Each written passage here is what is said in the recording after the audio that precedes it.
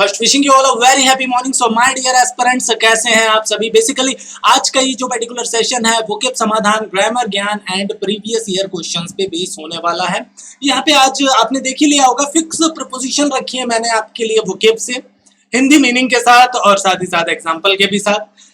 और ग्रामर में हम डिस्कस करेंगे कुछ एडजेक्टिव से रिलेटेड प्यारे से पॉइंट्स, साथ ही साथ प्रीवियस ईयर क्वेश्चंस में एडजेक्टिव से रिलेटेड कुछ क्वेश्चंस पे बात होगी। एडजेक्टिव क्विज पे आज बात हम करने वाले हैं। सो आर यू रेडी गाइस? क्या सारे के सारे एस्पिरेंट्स हमारे तैयार हैं आज के इस धमाकेदार से सेशन के लिए? ठीक है, देखिए बहुत ही प्यार से चीजों को टैकल आउट करेंगे। बिल्कुल, very good morning to all of you. हर स्टेटमेंट, हर फिक्स प्रपोजिशन से मैंने एक एग्जांपल दिया है। ये आपकी रिस्पॉन्सिबिलिटी बनेगी कि आपको भी अपना खुद का एक एग्जांपल फॉर्म करना। ये बहुत ही जरूरी चीज। क्लियर हुआ? चलिए शुरू करते हैं फर्स्ट पॉइंट के साथ। तो सबसे पहले अकम्प्लिश इन। अकम्प्लिश इन मतलब गुण संपन्न, सर्वगुण संपन्न, जैसे आप सभी लोग हैं। पोजेस्ड ऑफ गुड क्वालिटीज, जैसे Mukesh is accomplished in art of painting. ठीक है, मतलब मुकेश के अंदर ये आर्ट है, अच्छी आर्ट कर सकता है मुकेश, दैट कुड बी। सो ये गुण है मुकेश के अंदर, कुछ ऐसा। एक्यूज्ड ऑफ, एक्यूज्ड ऑफ का मतलब होता है दोषी या अभियुक्त। दोषी या अभियुक्त को रिलेट करता है, किसी को चार्ज किया गया किसी क्राइम के लिए, जैसे he was accused of murder. Acquainted with मतलब परिचित, किसी चीज से फेमिलियर, नोन, जैसे Rohit is acquainted with Ramesh, मतलब रोहित जो है रमेश से परिचित, कुछ ऐसा। एफ्रेड ऑफ से डरना, किसी पर्टिकुलर चीज, किसी पर्टिकुलर पॉइंट से डरना, जैसे everybody afraids of death. Angry with a person, देखिए एंग्री के साथ जब विद आता है तो आगे हम पर्सन की बात करते हैं, नाराज होना, जैसे Ram is angry with his brother. और angry at one's behaviour, particular thing, that could be angry at, जैसे the teacher was angry at his students' behaviour. Teacher जो है एंग्री है किससे? स्टूडेंट के बिहेवियर से। और अगर मैं बोलता टीचर स्टूडेंट से एंग्री है तो the teacher was angry with the student, कुछ ऐसा। अबाइड बाय, अनुपालन करना, किसी चीज का पालन करना, that could be. We should abide by the advice of our teacher, मतलब हमें अपने टीचर के एडवाइस का पालन करना चाहिए, कुछ ऐसा कह रहा है ये स्टेटमेंट। एब्सेंट फ्रॉम, एब्सेंट के साथ फ्रॉम प्रपोजिशन आता है, अनुपस्थित। He was absent from the class, मतलब वो क्लास से क्या है? अनुपस्थित है, एब्सेंट। एब्जॉर्व इन, मतलब एब्जॉर्व इन मतलब किसी चीज में तल्लीन होना, किसी चीज में खो जाना, बिल्कुल ठीक है ना। जैसे he was deeply absorbed in his studies, मतलब वो पूरी तरह से अपनी स्टडीज में खो गया, अब उसे दुनिया से कोई मतलब नहीं, अब उसको सिर्फ अपनी स्टडीज से मतलब। Abstain from, abstain from means होता है परहेज करना, किसी भी चीज का परहेज करना, that is abstain from. He abstained from wine, मतलब वो वाइन का परहेज करता है, वाइन से दूर रहता है, कुछ ऐसा। अगला point accede to. Accede to means होता है किसी चीज को एक्सेप्ट करना, स्वीकार करना। My father acceded to my request, तो एक्सीड के साथ क्या आ रहा है? टू आ रहा है। एक्सेस टू, कहीं तक पहुंच जाना, पहुंच से रिलेट करता है access to. I have no access to the authorities, कुछ ऐसा, पहुंच। अगला अकाउंट फॉर, अकाउंट फॉर मतलब किसी चीज का रीजन बताना, कारण बताना। I can't account for his long silence, मतलब मुझे उसके जो लंबा साइलेंस है, जो उसकी चुप्पी है, उसका कारण नहीं पता, कुछ ऐसा। मैं नहीं कारण बता सकता, कुछ ऐसा। अगला अकाउंटेबल टू, अकाउंटेबल टू मतलब किसी चीज के लिए रिस्पॉन्सिबल होना, उत्तरदायी होना। We are all accountable to God for our actions, मतलब हम सभी गॉड के लिए अकाउंटेबल हैं अपने एक्शंस के लिए, ठीक है। हम कुछ भी अच्छा या बुरा करते हैं, कहीं ना कहीं हम अकाउंटेबल ऊपर वाले के लिए, ठीक है। अकस्टम्ड टू, अकस्टम्ड टू मतलब किसी चीज का अभ्यस्त होना, आदी होना, कुछ ऐसा। जैसे he is accustomed too early rising, मतलब वो अभ्यस्त है, उसकी ये हैबिट है कि वो सुबह जल्दी उठ जाता है, कुछ ऐसा। चलते हैं नेक्स्ट पॉइंट की ओर। Accused of, accused of means होता है दोषी ठहराना, अभी अभी हम कर चुके हैं। He was accused of theft. Acquiesce in मतलब राजी होना। I do not acquiesce in your proposal, मतलब मैं तुम्हारे प्रपोजल से राजी नहीं हूं, बिल्कुल नहीं। हाँ, same as acquit of. Acquit of means होता है निर्दोष साबित करना, निर्दोष करार देना, that could be. He was acquitted of all charges, मतलब उसे निर्दोष साबित कर दिया गया हर टाइप के चार्जेस से। एडिक्टेड टू मतलब किसी बुरी आदत में लिप्त होना, व्यसन में लिप्त होना। He is addicted to smoking, मतलब वो बहुत ज्यादा व्यसन में लिप्त है। किस चीज की? स्मोकिंग की बात कर रहे हैं। एडहेयर टू, एडहेयर टू मतलब चिपकना या किसी चीज के पालन करने के सेंस में भी स्टिक होना किसी पर्टिकुलर पॉइंट पे, that is also adhere to. जैसे we should adhere to our principles, मतलब हमें अपने प्रिंसिपल, अपने सिद्धांतों से जुड़े रहना चाहिए, या फिर हमें अपने सिद्धांतों का पालन करना चाहिए, कुछ ऐसे भी आप रिलेट कर सकते हैं। ठीक है, नेक्स्ट वन, चलो चलते हैं नेक्स्ट पॉइंट की ओर, ग्रामर रूल्स। और मैंने बोला कुछ एडजेक्टिव के पॉइंट्स हैं, कुछ पॉइंट्स आपने पढ़े भी हैं पहले, कुछ पॉइंट्स नए भी हैं। चलिए देख लेते हैं कौन से पॉइंट्स पढ़ चुके हैं हम और कौन से हमारे लिए नए। ठीक है, तो सबसे पहले अगर हम बात करें adjectives of quantity, show how much of a thing is made. Adjective of quantity क्या? मात्रा की बात करता है। Adjectives of quantity some, much, little, enough, all, no, any, half, sufficient, whole are used for uncountable nouns only. इनका use आप uncountable nouns के लिए ही करते हैं। ठीक है, जब भी हम बात करते हैं क्वांटिटी को बताने वाले एडजेक्टिव्स की, तो ये हमेशा अनकाउंटेबल नाउन के लिए यूज होते हैं, क्योंकि मात्रा तो अनकाउंटेबल नाउन की बताएंगे ना। लेकिन अगर मैं न्यूमरल एडजेक्टिव की बात करूं, are used for countable nouns and they show how many persons और थिंग्स आर मेड और in what order a person और थिंग स्टैंड्स। मतलब क्या? अगर मैं न्यूमरल एडजेक्टिव की बात करूंगा, अगर मैं न्यूमरल एडजेक्टिव की बात करूंगा तो वो काउंटेबल नाउन के पहले आएगा, और अगर मैं एडजेक्टिव ऑफ क्वांटिटी की बात करूंगा तो वो अनकाउंटेबल नाउन के पहले आएगा। कैसे? जरा देखिए और बताइए क्या बीमारी है यहाँ पे, फटाफट पिक करेंगे आंसर।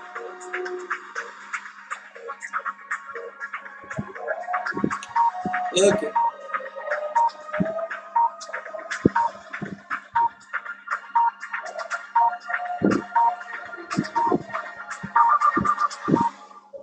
ओके, अच्छा एक सिंपल सी चीज समझेंगे, आई एट अ फ्यू राइस। आप देखते देखते पकड़ सकते हैं कि यहाँ पे अ फ्यू नहीं अ लिटिल का यूज कर सकते हैं। अ फ्यू तो काउंटेबल के लिए यूज होता है, नंबर को डिनोट करता है, तो अ फ्यू की जगह पे लिटिल का यूज करेंगे तब ये सही है। आई एट अ लिटिल राइस मतलब मैंने कुछ राइस खाया, कुछ चावल खाया, खाया था, पास्ट की बात कर रहा है। ईट का सेकेंड फॉर्म है एट और थर्ड फॉर्म क्या होता है? Eaten. Same as I have taught you little things, I have taught you little things. अब इस पर्टिकुलर स्टेटमेंट को अगर हम देखें तो यहां से क्या हम समझ पा रहे हैं? आई have taught you little things. अब आगे थिंग्स आ गया तो लिटिल कैसे आएगा? अ फ्यू थिंग्स बोल सकते हैं, सम थिंग्स बोल सकते हैं, अ फ्यू थिंग्स बोल सकते हैं, सम थिंग्स बोल सकते हैं, लेकिन लिटिल थिंग्स नहीं बोलेंगे। ठीक है, गलत हो जाएगा। ठीक है, तो आपका बिल्कुल सही कर रहे हैं सभी, समझ गए ना सभी आराम से भावनाओं को। चले नेक्स्ट पॉइंट की ओर। ओके, तो अगर मैं क्वांटिटेटिव एडजेक्टिव्स की बात करूंगा तो वो अनकाउंटेबल नाउन के पहले आएगा, और मैं अगर न्यूमरल एडजेक्टिव की बात करूंगा तो वो काउंटेबल नाउन के पहले आएगा। ठीक है, नेक्स्ट पॉइंट, व्हेन कॉर्डिनल्स 1 2 3 इनका यूज करते हैं, और ऑर्डिनल क्या होते हैं? First, second, third, fourth. अब are use together, ordinal precedes cardinal. Ordinal जो ऑर्डर को दिखाने वाले वर्ड हैं वो कॉर्डिनल के पहले आते हैं, वो उसको प्रेसीड करते हैं। जैसे अगर मैं बोलूं फोर फर्स्ट, गलत हो गया, फर्स्ट फोर करेक्ट हो गया। समझ में आई बात?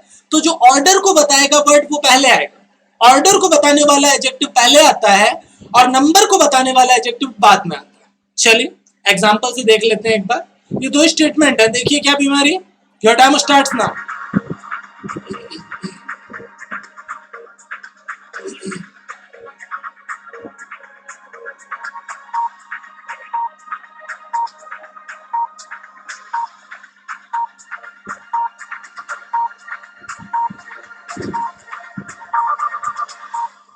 ओके, तो यहाँ पे आप समझ ही रहे होंगे, फोर फर्स्ट नहीं बल्कि फर्स्ट फोर होना चाहिए, पहला पॉइंट। पहले ऑर्डिनल फिर नंबर, ठीक है, पहले ऑर्डिनल फिर कॉर्डिनल। और थ्री लास्ट की जगह पे आप क्या यूज करेंगे? लास्ट थ्री का यूज करेंगे, तब ये स्टेटमेंट करेक्ट। क्लियर हुई बात? तो दोनों ही में बीमारी है। पहले आप ऑर्डर को बताने वाला वर्ड रखेंगे, फिर नंबर रखेंगे।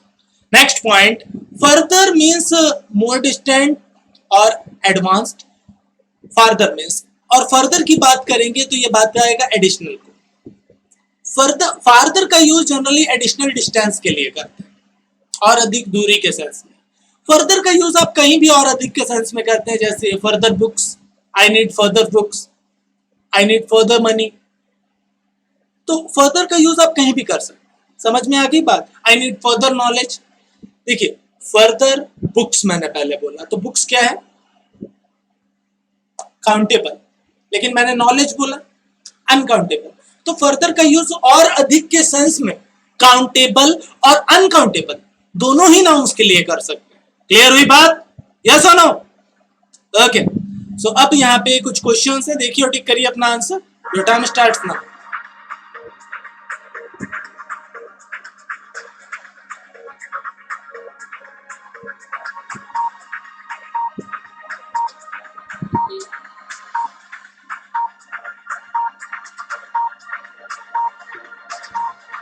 Okay, he insisted on farther improvement. अच्छा देखिए, फार्दर तो नहीं होगा यहाँ पे, फर्दर इंप्रूवमेंट होगा। मतलब उसने जोर दिया क्या? और ज्यादा इंप्रूवमेंट पे। Your house is further from hers, तो फर्दर की जगह पे आपको क्या यूज करना है? यहाँ पे फार्दर का यूज करना है। क्यों? क्योंकि यहाँ पे दूरी की बात कर रहा है, और दूरी के केस में फर्दर नहीं बल्कि फादर का यूज करते हैं। ठीक है, तो आपका बिल्कुल आप सभी समझ गए? क्लियर है ना सबको? बिल्कुल, वेल डन एवरीवन, सभी सही पिक कर रहे हैं, डोंट वरी। चलते हैं नेक्स्ट पॉइंट की ओर। And the very next one is when two qualities of a same person और थिंग आर कंपेयर्ड। अगर एक ही बंदे की दो क्वालिटीज का कंपैरिजन करते हैं तो हम मोर लगा के कंपैरेटिव बनाते हैं, ना कि ईआर लगा के। अगर हम एक ही बंदे की दो क्वालिटीज का कंपैरिजन करते हैं तो हम मोर लगा के कंपैरेटिव बनाते हैं, ना कि ईआर लगा के। कैसे? जरा देखिए और बताइए क्या बीमारी। सेंटेंस स्ट्रक्चर को देख के ही पकड़ पाएंगे चीजें। देखिए क्या प्रॉब्लम है।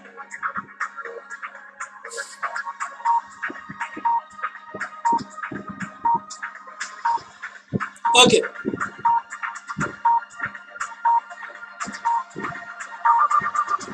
अच्छा, he is visor then brave, he is visor then brave. अब देखिए यहाँ पे वाइजर देन ब्रेव मतलब बहादुर होने से ज्यादा वो बुद्धिमान, मतलब बहादुरी से ज्यादा बुद्धिमान। बहादुर उतना नहीं लेकिन बुद्धिमान ज्यादा है, कुछ ऐसा। मैंने ये कहा कि एक बंदे की जब दो क्वालिटीज का कंपैरिजन करते हैं तो वाइजर की जगह पे आप मोर वाइज का यूज करेंगे, तब ये स्टेटमेंट करेक्ट होगा। क्लियर हुआ? Same condition, Ramesh taller than handsome. Handsome नहीं है लेकिन टॉलर ज्यादा, लंबा ज्यादा है रमेश, कुछ ऐसा। तो यहाँ पे टॉलर की जगह पे क्या यूज करेंगे? मोर टॉल का यूज करेंगे, तब ये स्टेटमेंट करेक्ट होगा।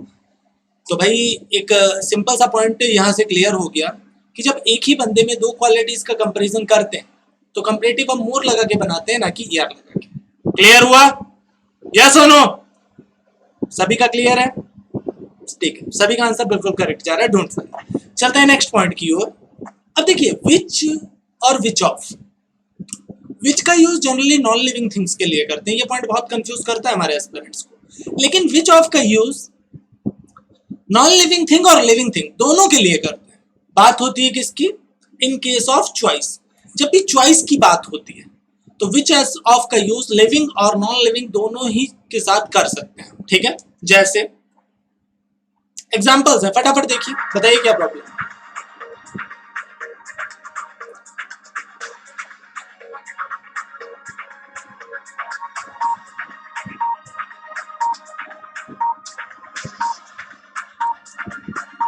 करेक्ट सेंटेंस बताइए कमेंट बॉक्स में क्या होगा।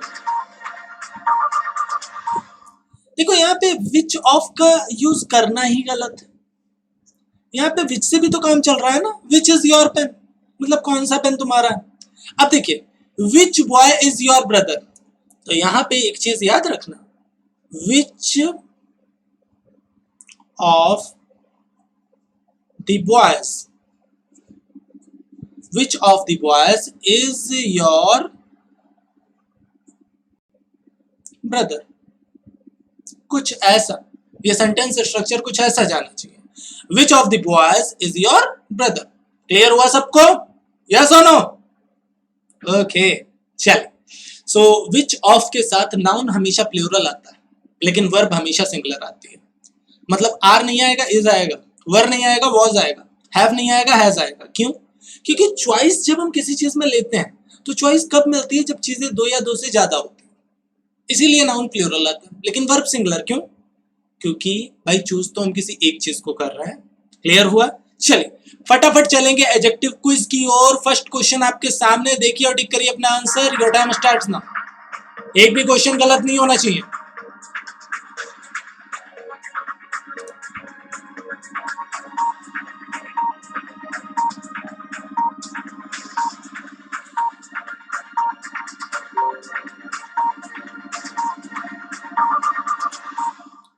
Kolkata is further from Alwar than Jaipur, the capital of Rajasthan.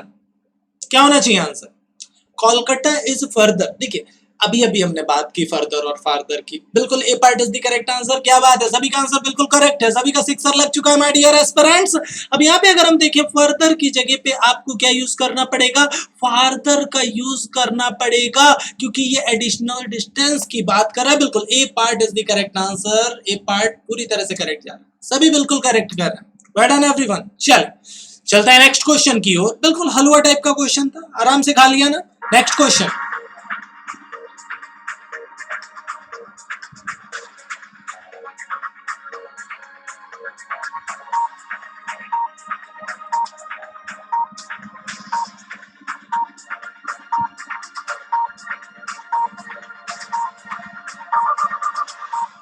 Ramesh is smarter enough to get selected for this post without any recommendations.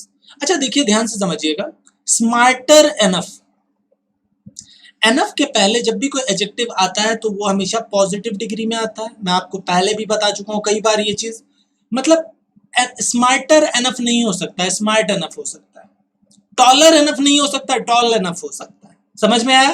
तो enough के पहले कोई भी एडजेक्टिव होगा वो हमेशा पॉजिटिव डिग्री में होगा। तो स्मार्टर की जगह पे आपको क्या यूज करना पड़ेगा? क्या बात है, वेरी गुड।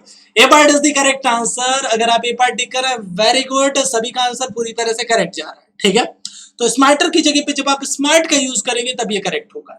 ये चीज दिमाग में लॉक करके रख लो, फिक्स करके रख लो कि जब भी हम एनफ का यूज करेंगे उसके बाद पहले हमेशा पॉजिटिव डिग्री का यूज होगा। Next question and your time starts now.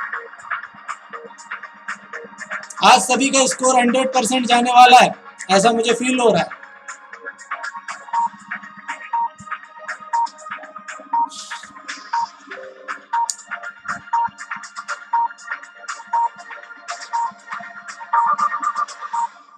He said Priyanka is the most unique singer of our college. अब देखिए most unique, if I am saying most, after that unique, perfect, कुछ words ऐसे होते हैं जो absolute sense देते हैं। Absolute भी हो गया, फुल हो गया।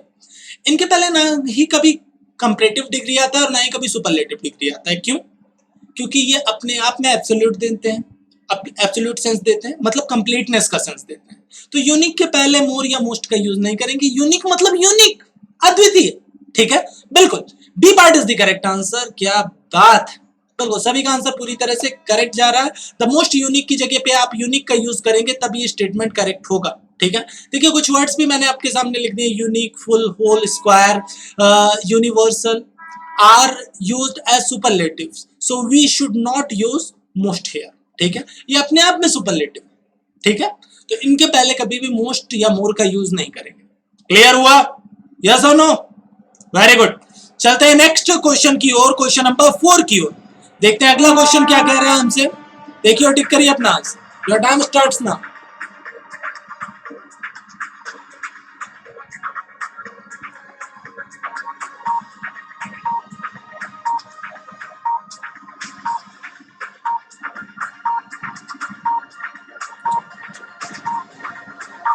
सेंटेंस को पढ़ के ही समझ में आ रहा है भाई बीमारी क्या है। His shirt is comparatively better than that we saw in corner shop yesterday. अच्छा देखिए, comparatively better, comparatively better, अब comparatively भी यूज कर रहे हो और better भी यूज कर रहे हो।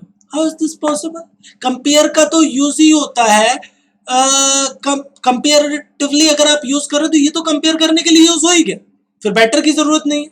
और अगर बेटर का यूज कर रहे हैं तो कंपेरेटिवली की जरूरत नहीं है। अगर या फिर आप यूज करें कंपेरेटिवली गुड, कंपेरेटिव डिग्री बन जाएगा, या फिर आप बेटर का यूज करें। ठीक है, तो बिल्कुल B part is the correct answer. क्या बात है, फोर्थ क्वेश्चन पे भी सभी का सिक्सर लग चुका है। बैक टू बैक 4 क्वेश्चंस आपने करेक्ट कर दिए। ठीक है, चलते हैं नेक्स्ट क्वेश्चन की ओर। नेक्स्ट क्वेश्चन आपके सामने and your time starts now.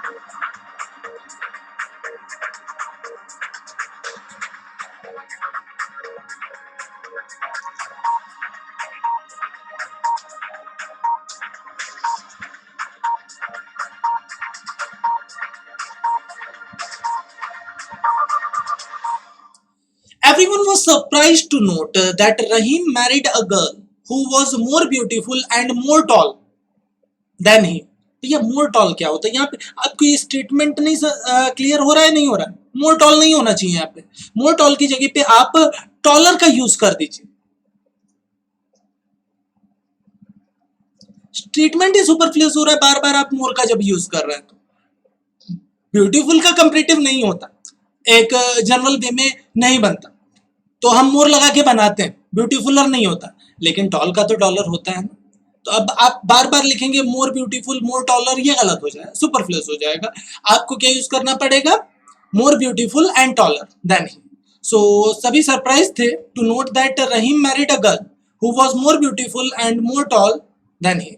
मतलब सभी सरप्राइज थे ये देख के कि रहीम ने ऐसी लड़की से शादी की थी जो उससे ब्यूटीफुल भी थी और उससे ज्यादा टॉल भी थी, लंबी भी थी, कुछ ऐसा। चलते हैं नेक्स्ट पॉइंट पे and the very next one is, next question आपके सामने।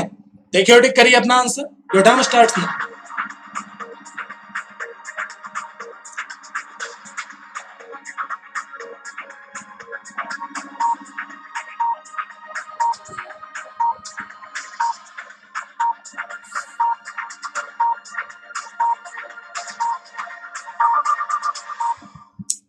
पहले तो सेंटेंस को पढ़ ही लीजिए। आप लॉट्स ऑफ का यूज कर लीजिए या लॉट ऑफ का यूज कर लीजिए, समझ रहे हैं ना? अब यहां पे आप लॉट्स ऑफ बोल दीजिए या अ लॉट ऑफ बोल दीजिए, सिंपल। अ लॉट्स ऑफ कुछ नहीं होता, आग के साथ लॉट्स कैसे आ जाएगा? तो लॉट्स ऑफ का यूज करेंगे या अ लॉट ऑफ का यूज करेंगे। हाँ, नाउन आगे का प्लूरल ही आएगा, there is no problem. A lot of books on English grammar are available with me. अब देखिए कुछ लोग सोच रहे होंगे अवेलेबल विद मी कैसे होगा? सही है, मतलब मेरे पास है, but this one is the best, मतलब ये वाली जो है उसमें से बेस्ट, कुछ ऐसा कहना चाहते हैं। ठीक है, चलते हैं नेक्स्ट क्वेश्चन की ओर and your time starts now.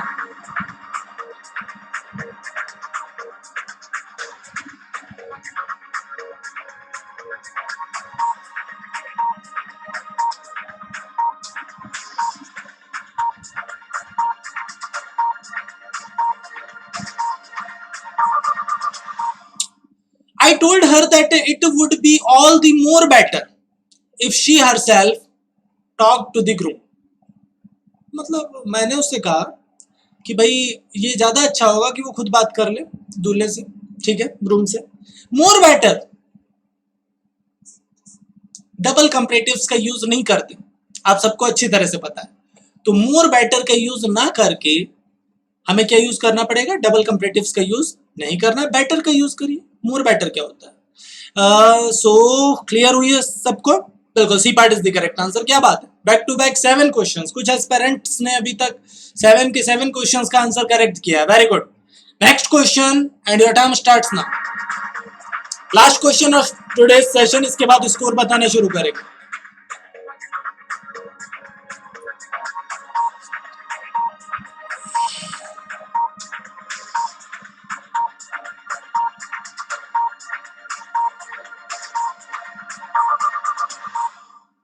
Positive structure के लिए, पॉजिटिविटी के लिए सम का यूज करते हैं और नेगेटिविटी के लिए एनी का यूज करते हैं। ये स्टेटमेंट कैसा है? पॉजिटिव है नेगेटिव है? ऑफ कोर्स नेगेटिव है, तो यहाँ पे सम का नहीं बल्कि एनी का यूज करेंगे, तब ये सेंटेंस स्ट्रक्चर करेक्ट होगा। She does not have any money to buy a new refrigerator so she is worried. मतलब उसके पास कोई पैसा नहीं है एक नया रेफ्रिजरेटर खरीदने के लिए, इसलिए वो क्या वरीड है, परेशान है, कुछ ऐसा। ठीक है, सो बिल्कुल ये बिल्कुल स्कोर बताना शुरू कर देंगे अपना, कितना स्कोर किया आपने। Very good, well done everyone. चलिए, सो क्वेश्चन नंबर 9 आपके सामने है होमवर्क, क्वेश्चन नंबर 10 आपके सामने होमवर्क, साथ ही साथ होमवर्क का आंसर, कल जो होमवर्क मिला था उसके आंसर्स आपके सामने, question number 9 and 10। Telegram channel से अगर आप अभी तक नहीं जुड़े हैं तो तुरंत जुड़ जाएंगे, that is known as English by Nitin Mahindra's. ये पर्टिकुलर लिंक जो आपको दिख रही है ना, इसको टाइप करेंगे आप सीधे चैनल पे पहुंच जाएंगे, ठीक है। सो कोई भी क्वेरी अपनी आस्क करेंगे, रेगुलर रात में क्विजेस होती है 9 बजे, उनको ज्वाइन करेंगे और खुद को इम्प्रूव करेंगे, ठीक है। सो इसी के साथ सेशन हो चुका है समाप्त। अगर सेशन में मजा आया तो भाई लाइक करिए, कमेंट करिए, शेयर करना बिल्कुल मत भूलिए, चैनल पर आए तो सब्सक्राइब करिए। मिलते हैं आपसे नेक्स्ट धमाकेदार से सेशन में ठीक सुबह 10 बजे, हाँ शाम को भी मिलेंगे 9 बजे। तब तक के लिए अपना ख्याल रखिए, खुश रहिए। Thanks to all my aspirants. शाम को 9 बजे टेलीग्राम पे, हाँ ओके, थैंक यू।